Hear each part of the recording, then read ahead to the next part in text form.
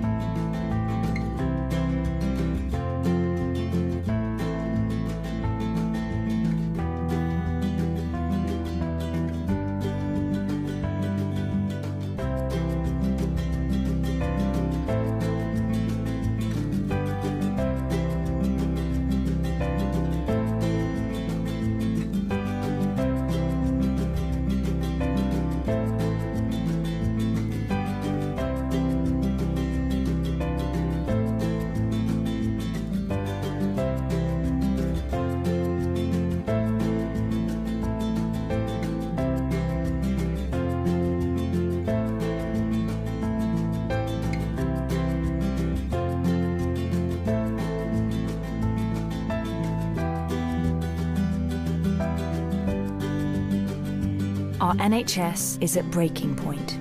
Every week, the UK pays £350 million to be part of the EU. That's £350 million that could build one new hospital every week. £350 million that could be spent supporting our doctors and nurses. Now is your chance to take back control and spend our money on our priorities like the NHS.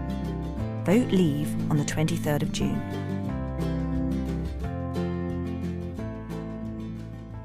I'm trying to think of anything in the history of human civilization which has aged worse than that video. And I'll be honest with you, I am struggling because far from the NHS being given a new lease of life, the NHS, as we know it, is now on the brink of collapse. And let's just be clear about the utter cheek of this video, because the Vote Leave campaign was essentially just an extension of the Tory party. It represented one very big faction of the Conservatives. Yes, David Cameron and George Osborne were prominent figures in the Remain campaign, but senior Tory ministers like Michael Gove and so-called Tory bigbies like this guy you probably heard of, Boris Johnson, led the Leave campaign. Now, the Tories had been in power for 6 years when that video was made. So what they were saying is, yeah, sure, we've driven the NHS to the point of total destruction by being in power for as long as we have, but you can save it from what we've done to it if you vote Leave, because there will be this sum of money available all of a sudden, which is a completely fictitious sum of money, incidentally, but let's just ignore that part. Now, let's just consider what is currently happening to the National Health Service. And to be clear, I'm specifically blaming Toryism, the Tory government, the Conservatives, for what has happened. I'm not trying to reopen the referendum campaign. The point about that Vote Leave campaign, as I've said, was that it was essentially a Tory faction, which then became the Tory government that we now have. So let's just consider what's happening. We have 500 people dying each week now because of delays in A&E. 500 people every week who would still be with us if it wasn't for the humanitarian calamity now ripping through the National Health Service. The government has acknowledged that it will be very difficult for some people to access the NHS this winter. Now, let's just hold on a minute there. Let's just pause for a second there. This is one of the richest countries on earth. This isn't a impoverished country. It's not some struggling country in terms of wealth. Vast amounts of wealth. Huge amounts of resources. Huge amounts of talent and potential for that matter as well. We're being told by the government that a basic need, a basic function of government, which is to provide healthcare for all citizens if they so need it, is no longer there for significant numbers of people. I don't really think that's sunk in for lots of us. That if you suddenly, something, God forbid, happens to you now, or you're one of your loved ones or relatives, then there is no guarantee that they will get the access to healthcare that they need. It's astonishing. And not just gruesome, but unforgivable. Unforgivable. Now, there are over 7 million people awaiting hospital treatment, stuck on hospital waiting lists, with about a third of patients in A&E departments waiting for more than 4 hours for treatments. Now, bear in mind, the target is for 95% of patients to be seen within 4 hours, and it's gone down to about 68%. Absolutely incredible. Now, if we're going to talk about the crisis enveloping the NHS, we've got to consider, for example, that there are 133,000 vacancies in the NHS. Huge numbers of vacancies which aren't filled under this Conservative government. Obviously, if we fill those vacancies, then we wouldn't have, and I'm going to unpack some more details about what's happening. Because ambulances will only wait 45 minutes, according to a leaked memo, at hospitals before leaving patients to be looked after by hospital staff. Doctors are reporting that they've never known such horrific conditions. I'll quote one: patients dying on trolleys with zero dignity, or screaming and moaning in corridors, Dickensian overcrowding, total implosion, despair, weeping staff, abject misery. Medics are warning that the pressure on the NHS is intolerable and unsustainable, with a number of hospitals declaring critical incidents, that is, they can't function as usual due to extraordinary pressure. They're saying this is the worst winter for A&E waits on record, with some A&E departments now in a state of complete crisis. The NHS is literally running out of oxygen, with not enough portable oxygen cylinders. This is a catastrophe, a national catastrophe unfolding in this country, which is killing large numbers of our fellow citizens. Now, at the last two elections, we often heard in a very terrifying tone about how Labour posed a threat to national security. Do you remember that? That was what lots of Tory ministers, Tory MPs, national media outlets, some Labour politicians, if we're honest with each other, they proposed the idea that the Labour leadership was a threat to national security.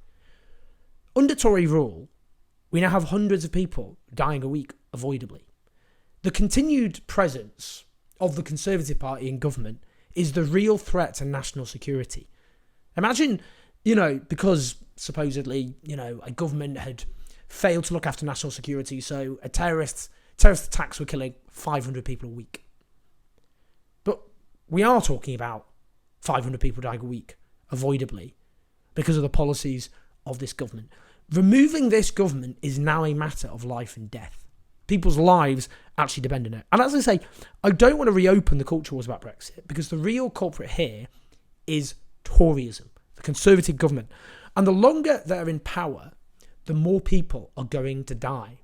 And I'm afraid to say there are people watching or listening to this, and your loved ones, and all your loved ones, who are going to die because of what they've done to the National Health Service. That's how grave and horrendous this current situation is. So yes, remember that video pumped out by the faction of the Conservative Party, which has now been in government since 2016. Obviously they were in government before that, but now they are the unapologetic masters of the British government. Look at what they promised and look at what they've delivered, and never, ever, ever forgive them. Because what should happen when we finally remove this bunch of hooligans from power is in somber terms. People should be terrified for generations of what happened to this country when the Tories were in power. That there should always be a lesson taught to people that this is what happened under the Conservatives when they were in government. The country descended into chaos and mass death. And never again must they be allowed to inflict this sort of horror on the country, and they must be banished from power for all of eternity. Please like, subscribe, and do support us on patreon.com/owenjones84 to keep this channel on the road. See you soon.